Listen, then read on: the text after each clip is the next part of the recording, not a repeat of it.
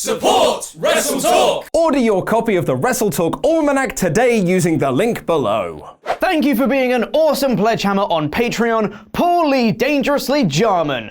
Hello and welcome to the WrestleTalk Stacked News. I am Chopper Pete Quinnell, still filling in for Ollie because he's on holiday. How dare he? We've got a packed show for you today though, including Sami Zayn potentially spoiling a major feud heading into SummerSlam, the latest on CM Punk potentially joining AEW, and the Young Bucks and Kenny Omega almost joined WWE. Click the timestamps in the video description below to be taken to any of those stories right now. But before we get into it today though, make sure to have yourself a super click party by pressing the thumbs up, subscribe and bell icon to enable notifications, and leave us a comment answering the question of the day, which today is, who would you have Sami Zayn feud with at SummerSlam? Hey guys, did you know that there's an ESPY for best WWE moment this year? I wish they'd have mentioned it on some of WWE's shows. Well, anyway, the results are finally in, and between Roman Reigns' return to WWE after his bout with leukemia, Becky Lynch winning the Raw and SmackDown Women's Championships at WrestleMania 35, Ronda Rousey winning the Raw Women's Championship at SummerSlam 2018, and Kofi Kingston winning the WWE Championship at WrestleMania 35, the big dog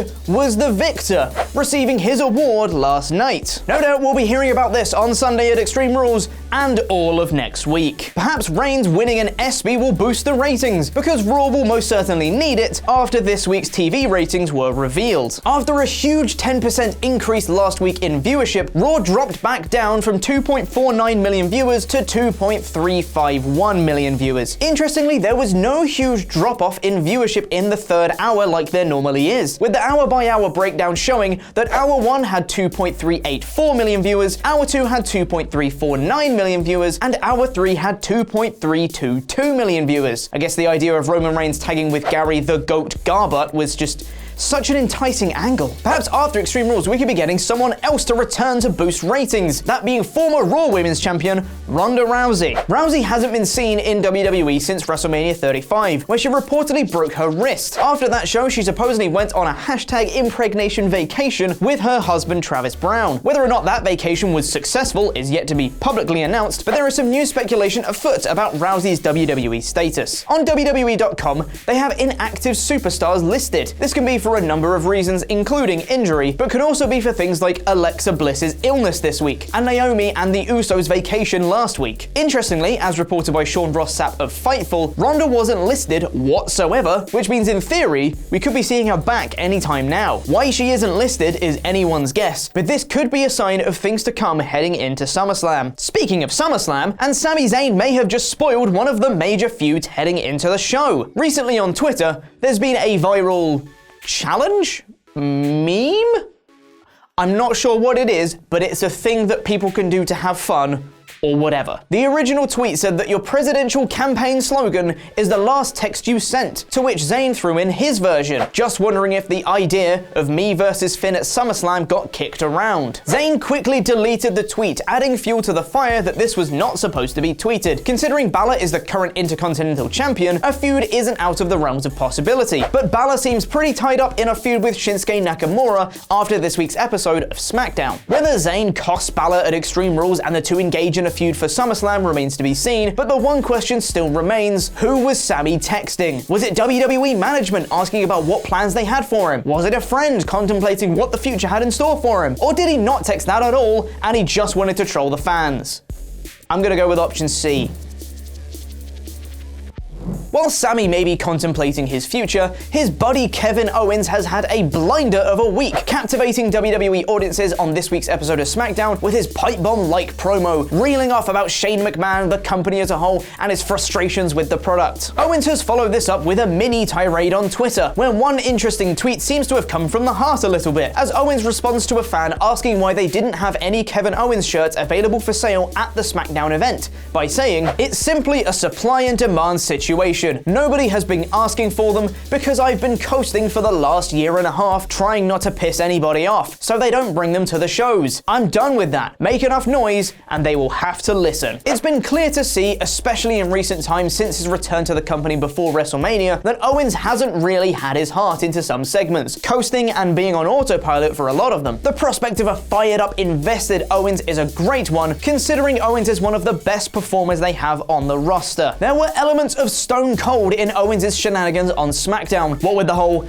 anti-authority vibe and delivering a stunner to a McMahon, which is now Kevin Owens' new profile picture on Twitter, by the way, and it'll be very interesting to see where this goes from here. If WWE ride this wave of momentum, Owens could become another huge megastar for the second time in his WWE career after his debut against John Cena. Whether he shows up at Extreme Rules to interfere in the Shane McMahon tag match against Roman Reigns and The Undertaker is another question, but the day before Extreme Rules is Fight for the Fallen, AEW's third show. While it's been a busy time for AEW, forming at the start of the year, running Double or Nothing in May, Fyter Fest in June, Fight for the Fallen this Saturday, and securing a TV deal on TNT, Executive Vice President Cody Rhodes still found time for some passion projects outside of that. The son of a plumber revealed that he'll be releasing a children's book on July 15th, entitled Cody, Heart of the Mountain, which will feature young versions of himself and the Elite dealing with the mystical properties of a magical mountaintop. For those looking to purchase the book, it'll be available on Amazon on July 15th, with a recommended retail price of $16.95. Cody and Brandi Rhodes will be doing several book signings with the release, with one of them handily around the time of Fight for the Fallen this Saturday.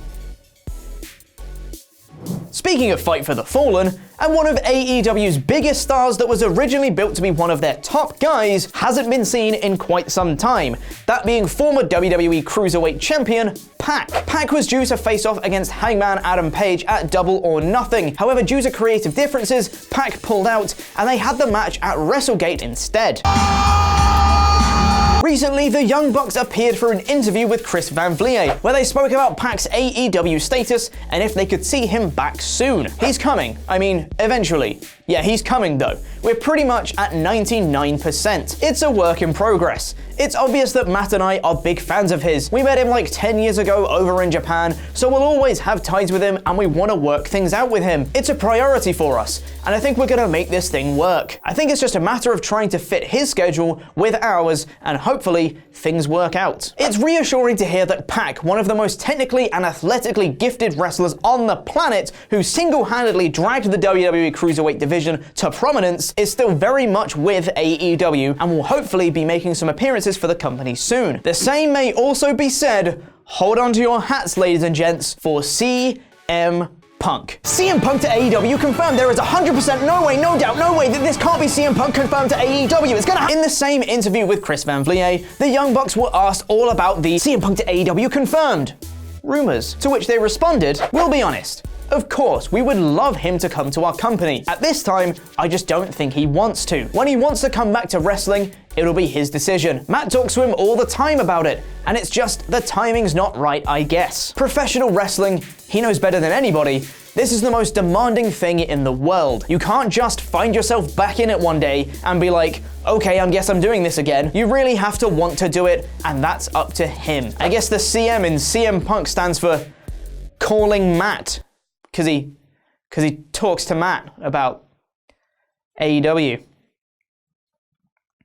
The Jacksons have seemingly been really trying to convince Citadel Maester Punk to join AEW, and while All Out takes place in Chicago, Chick McMartyr Punk's hometown, only time will tell if Catman Punk will actually make an appearance, even if it is just a one-off. While things seem to be soaring for AEW right now, with almost immediate sellouts for their biggest shows, AEW almost never happened because the Young Bucks and Kenny Omega almost ended up in WWE. In the very same interview with Chris Van Vliet, Matt and Nick Jackson spoke about how they and Kenny Omega very, very nearly ended up accepting an offer from WWE before Tony Khan swooped in at the last minute. The last options we had before AEW became a thing was going to WWE or starting our own thing, and we were probably going to start our own thing. We talked to them endlessly. At one point, I remember me, Nick, and Kenny were in a room because all of our deals were up at the same time. We got off the phone one day and we looked at each other and we said, I think we're all going to WWE. It was that close. Tony came to us at the right time and he made the right offer. One thing that took us out of the race for going to WWE was the amount of dates they wanted us to do. They even offered us a limited schedule. We have young families. Even with the limited schedule, it was like, God, I can't imagine being home just for 2 days for my kids. The Bucks expanded on Khan's offer, saying it wasn't the financial side of it that made it interesting, but more that they were allowed the keys to the castle. They were allowed to hire the people they wanted to and run the shows that they wanted to, which ultimately is what led them to choosing to venture down the road of AEW instead of joining WWE. Imagine though, in an alternate timeline, we could be seeing the Young Bucks lose against Heavy Machinery on the pre-show, and Kenny Omega could be having a soap opera drama feud with Titus O'Neil that's only promoted on WWE.com exclusive videos. We can only dream. Has Spider-Man's next movie villain been revealed? Click the video to my right to be taken to Screenstalker to find out. A special thank you to our lovely pledge hammers on Patreon, some of whom you can see scrolling below me right now. Make sure to press the thumbs up, subscribe and bell icon, and leave us a comment answering the question of the day. And don't forget to pick up your copy of the WrestleTalk Almanac by pressing the link in the video description below. I've been Chopper P. Quinnell, and that was wrestling.